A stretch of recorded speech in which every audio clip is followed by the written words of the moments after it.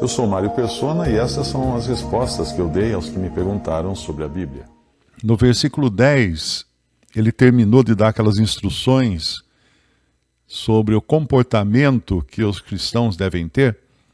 E ele disse, não defraudando, antes mostrando toda a boa lealdade, para que em tudo seja um ornamento ou enfeite da doutrina de Deus, nosso Salvador. Então todas essas instruções são para que nós sejamos um glacê do bolo, por assim dizer, que torne a doutrina de nosso Deus, de Deus nosso Salvador, atraente, bela, não é? Porque não faria sentido a gente trazer essa doutrina de Deus nosso Salvador envolvida em sujeiras, em corrupções, em más práticas. Então é importante pensar nisso tudo que ele falou antes, para chegar nessa conclusão aqui do capítulo 2 de Tito, segundo versículo 11, porque a graça de Deus se há manifestado. O que é a graça de Deus que se manifestou? Cristo. Cristo é essa graça de Deus que se manifestou ao mundo no tempo apropriado. E o que ela fez? Trazendo salvação a todos os homens. Então quer dizer que todos os homens serão salvos? Não. Não, isso mostra que a graça de Deus comporta salvar todos os homens. Ela é grande o suficiente e plena o suficiente para que caiba nela todos os homens. É como quando você vai contratar uma excursão, então você procura um ônibus que todos possam entrar no ônibus e viajar juntos. Agora, se alguns faltarem, você não tem culpa. O ônibus tinha a poltrona para todos. E assim é a graça de Deus, e assim é a salvação que Deus oferece agora pela fé no Senhor Jesus Cristo. Ela cabe todos, mas nem todos serão salvos. Eu sempre gosto daquele exemplo que eu volta e meia, ou dois, vocês já devem ter escutado, né? De um caso que até aconteceu, acho que na Colômbia, de alguns cidadãos, alguns civis que foram sequestrados por uma Farc ou um grupo terrorista e ficaram lá na floresta. Aí pediram resgate. Aí o governo decidiu pagar o resgate por aquele grupo de pessoas. E quando chegaram lá os helicópteros para levar o dinheiro e trazer as pessoas, o que aconteceu? Fizeram a contagem e estava faltando uma moça. Aí perguntaram o que aconteceu com essa moça, que nós pagamos resgate por todos, não é? Ela se apaixonou por um dos terroristas e quer morar na selva agora com ele. Então, o resgate estava pago, o helicóptero estava ali para levá-la também, mas ela não quis ir. E assim é a salvação. Cristo veio para morrer por todos, mas ele salva alguns. Alguns apenas os que creem. Então, essa graça de Deus que se manifestou, trazendo salvação a todos os homens, ela agora faz algo que a lei não conseguia fazer, que é o versículo 12. O que a lei não conseguia fazer?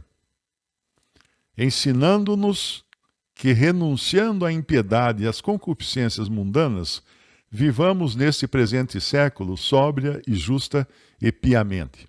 A lei não era capaz de ensinar, a lei era capaz de mandar, de ordenar. Eu me lembrei de um caso que aconteceu na Itália. Teve uma reportagem na TV e aí entrevistaram o empregado mais velho da companhia ferroviária. Ele estava se aposentando e ele era o mais velhinho lá da companhia ferroviária. Então perguntaram o que ele fez naqueles 40, 50 anos, sei lá, que ele trabalhou na ferrovia. Ele falou, olha, eu quando cheguei aqui, me explicaram que era para eu bater um martelo de ferro na roda dos trens e dos vagões quando eles paravam na estação. Eu acho que quem já viajou de trem viu isso já, de um funcionário passar ao lado do vagão, dando uma pancada com um martelo na roda dos trens, e vai passando e dando a pancada. Isso eles fazem para ver se não tem uma roda trincada. Pelo menos faziam, não sei se hoje a tecnologia não exige mais isso.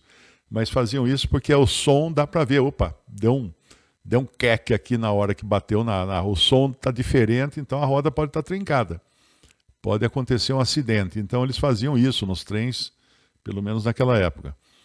E aí perguntaram para ele, então o que você fazia? Aí eu batia, o trem parava na estação, eu batia nas rodas com o martelo. E por que você fazia isso? Ele falou, eu não sei, quando eu entrei aqui mandaram bater. O velhinho ficou 40 anos, sei lá quanto, dando martelada nas rodas do trem e nunca explicaram para ele a razão daquilo. Então a lei, ela era a mesma coisa, a lei mandava você dar a martelada, mas você nem sabia por que estava martelando. Porque a lei não era capaz de ensinar, ela era capaz apenas de obrigar. Mas agora, a graça de Deus se manifestou, trazendo salvação a todos os homens, ensinando-nos. Ensinando-nos. Então é uma coisa, um status totalmente superior, mais elevado do que apenas mandar. Nós não somos mandados a fazer ou não fazer coisas. Pode fazer isso, não pode fazer aquilo. Hoje mesmo um me perguntou se ele podia sair de casa porque está tendo uma festa na cidadezinha lá que ele mora, e é uma festa religiosa. E ele perguntou se podia sair de casa para ver o movimento na rua, porque ele tem depressão e ele fica preso em casa o dia inteiro, e ele fica mais animado quando ele vê movimento de gente na rua, mas queria saber se com isso ele não estaria participando da idolatria dessa festa religiosa. Eu falei, cara, vai lá, vai se distrair, vai se divertir aí um pouco, distrai um pouco a cabeça, né? Tem nada a ver. Então a lei é assim, pode e não pode. Todos os dias me chegam, Mário, eu posso fazer isso, eu posso fazer aquilo, eu posso fazer, não posso fazer, porque isso é lei. E é isso que aprendem nas igrejas. As pessoas aprendem lei. Agora, ensinando-nos que renunciando à impiedade e às concupiscências mundanas, vivamos neste presente século sóbria e justa e piamente. Então, o crente, ele renunciando à impiedade e às concupiscências mundanas. O que são concupiscências mundanas? Desejos mundanos. Então, não é simplesmente dizer que, poxa, não posso fazer isso, não posso fazer aquilo. Não, analisa, isso é mundano? Isso é apropriado para um santo de Deus? O Senhor, quando estava na terra, faria algo assim? Ou participaria de alguma coisa assim? Não, então renuncie. Renunciando à impiedade e às concupiscências mundanas. Poxa, o próprio Pai Nosso, né, que é a oração que o Senhor Jesus ensinou ali no Evangelho, e ela tinha a ver, efetivamente, com a lei ainda, né? Porque ali quando fala, perdoai as nossas ofensas, assim como nós temos perdoado aos nossos ofensores, os nossos devedores, ela estava dentro da ideia de causa e efeito da lei, ou seja, eu devo perdoar para ser perdoado. Mas aí quando a gente entra já na doutrina dos apóstolos, nós aprendemos que nós perdoamos porque fomos perdoados. Mas voltando então à letra do Pai Nosso, tem um versículo que ele fala assim, livrai-nos das tentações. O que são tentações? São os apelos que chegam até nós. Sempre lembrando que, por exemplo, no milênio, não haverá tentações. Já pensou? Os que viverem no milênio, Satanás estará preso, então não haverá mais tentações externas. Porque a pessoa não vai ter apelos externos para ela, Satanás tentando a pessoa. Então, é por isso que é importante lembrar que hoje nós vivemos num mundo que o tempo inteiro nós somos tentados. Mas a tentação, ela só se torna pecado, como fala lá em 2 Pedro, ele fala, assim sabe o Senhor livrar 2 Pedro 2,9, livrar da tentação os piedosos e reservar os injustos para o dia do juízo, para serem castigados. Mas a passagem que eu estava pensando é em Tiago, capítulo 1:12. Bem-aventurado o homem que suporta a tentação, porque quando for provado, e a tentação é uma prova, receberá a coroa da vida, a qual o Senhor tem prometido aos que o amam. Isso não tem a ver com salvação. A coroa da vida é uma recompensa, não é exatamente a salvação. Mas é o homem que suporta a tentação, porque quando for provado, receberá a coroa da vida. E no versículo 13 de Tiago 1, ele fala: ninguém sendo tentado, diga, de Deus sou tentado. Porque Deus não pode ser tentado pelo mal. E a ninguém tenta. Mas cada um é tentado quando atraído e engodado ou enganado pela sua própria concupiscência. Está vendo? É a mesma concupiscência que fala lá em Tito. Pela sua própria concupiscência. Depois, havendo a concupiscência concebido, dá à luz o pecado. E o pecado, sendo consumado, gera a morte. Não erreis, meus amados irmãos. Toda boa dádiva e todo dom perfeito vem do alto, descendo do Pai das luzes, em quem não há mudança nem sombra de variação. Então lá nós temos no nosso ensinando-nos que renunciando à impiedade e às concupiscências mundanas, as concupiscências, o que é concupiscência? É um desejo ardente por alguma coisa. É um desejo ardente por alguma coisa. E se eu tenho esse desejo ardente por alguma coisa que é mundano, eu devo me vigiar, eu devo pular fora, escapar, sair de perto. Não é? Tem lá um versículo até em 1º Salmo. Bem-aventurado o homem que não anda segundo o conselho dos ímpios, nem se detém no caminho dos pecadores, nem se assenta na roda dos escarnecedores. Veja que é um processo. Primeiro ele anda, depois ele para, depois ele assenta. Então toda concupiscência e toda tentação que nós passamos, ela tem um processo assim também. Ela vem para nós, primeiro nós andamos em frente a ela, depois nós paramos e depois nós sentamos. Não é? Quantas vezes você viu acontecer alguma coisa numa praça, você estava andando na praça, de repente você viu lá qualquer confusão ou qualquer coisa que estão fazendo lá, o cara vendendo óleo de baleia para curar reumatismo, sei lá, tinha muito disso na Praça da Sé. Quando eu trabalhava em São Paulo, eu morava em São Paulo, tinha muito disso. E ficava aquela roda de gente vendo, o cara vendendo lá o óleo de cobra da Amazônia e tal. Então, primeiro você está andando, aí você para. Aí se tem um banco, você senta. Você senta. É como quando a pessoa vende essas coisas na rua, eles são instruídos a colocar na sua mão aquilo que ele está vendendo.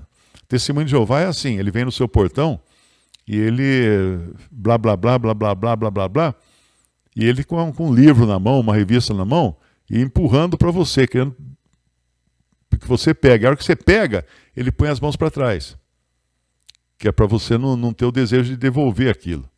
Isso é uma tática pobre de venda, né? Porque a pessoa já agora está com ela, e já é mais fácil agora ela acabar comprando. Então, renunciando à impiedade e às concupiscências mundanas, veja que não é só coisa, vamos dizer assim, imoral, ou ilegal, ou que engorda, né? Como tinha a música do Roberto Carlos, né? Imoral, ilegal e que engorda, acho que era isso que ele falava. Não é só esse tipo de coisa. Qualquer coisa que seja mundano o suficiente para tirar meus olhos do Senhor, para abalar minha fé, para abalar minha confiança. Hoje um me perguntou: Mário, vai ter ciclone em São Paulo, no estado de São Paulo? Eu falei: amigo, sempre teve essas coisas. Por que ele está perguntando isso? Porque eu acredito que porque teve um ciclone no Rio Grande do Sul, já tem carinha fazendo vídeo aterrorizante, que o mundo está acabando, que vai ter ciclone em todo lugar, e agora você tem que se preparar e morar numa caverna, juntar alimentos, porque está cheio de carinha fazendo essas bobagens. Eles ficam olhando no noticiário, deixa eu ver o que eu posso usar aqui para causar terrorismo psicológico nas pessoas. E aí vai. Aí muita gente cai nessa. E o cristão jamais deveria ter medo dessas coisas, porque ele tá na mão do Senhor. Ele está na mão do Senhor. E vivamos neste presente século, versículo 12, sóbria e justa e piamente. Sobriedade é uma pessoa que não está embriagada, é uma pessoa que está no controle das suas faculdades mentais. Isso é uma pessoa sóbria. Ela não estoura quando acontece alguma coisa, começa a gritar e começa a dar pancada para todo lado. Não, ela para, pensa, analisa bem a situação, não se altera. Não é? Maneira sóbria, justa, e devemos procurar sempre andar de maneira justa, porque eu já vi irmãos que causaram injustiças. Né? Um irmão foi colocado fora de comunhão porque ele comprou um carro no exterior. Isso, ele está morando no exterior, um brasileiro morando no exterior. Ele comprou um carro, mas ele não poderia ter o carro no nome dele lá ainda porque ele está ilegal no país. Então ele forjou um documento, procurou um falsificador para falsificar um documento para o carro, aí foi posto fora de comunhão. Porque isso não é viver no presente século de maneira sóbria, justa e piamente. Isso é viver como a bandidagem vive. Então o cristão ele tem que ser diferente, porque nós vimos nesse mesmo capítulo de Tito, fala que o Senhor comprou um povo. É mais para frente que vai falar, é no versículo 14. No versículo 14, o qual se deu a si mesmo por nós, para nos remir de toda iniquidade. O que é nos remir? Nos comprar de volta. Ele pagou um preço para nos resgatar, como quando uma pessoa compra um escravo para soltar o escravo. Ela paga um preço para soltar o escravo. Então, para nos remir de toda iniquidade e purificar para si um povo seu especial, zeloso de boas obras. Então é um povo diferente, não é um povo normal, é um povo extraterreno. É um povo alienígena. Você já viu algum alienígena? Vocês nunca viram um alienígena? Não? Estão olhando para um aqui, olha. Eu sou alienígena. Eu não sou desse mundo. Eu sou uma pessoa que está aqui de passagem. Meu disco voador quebrou ali na esquina. Estou aqui esperando agora que o meu senhor, o meu comandante, venha me buscar para levar embora para o céu, o lugar que é meu lugar. Então eu sou alienígena, e todo crente em Cristo é um alienígena. É um povo especial que não pertence a esta terra, a este mundo. Então ele deve aprender com a graça, né? Porque a graça nos ensina a viver de maneira piedosa, justa, sóbria e etc. Visite respondi.com.br. Também 3minutos.net. Baixe os e-books ou adquira os livros.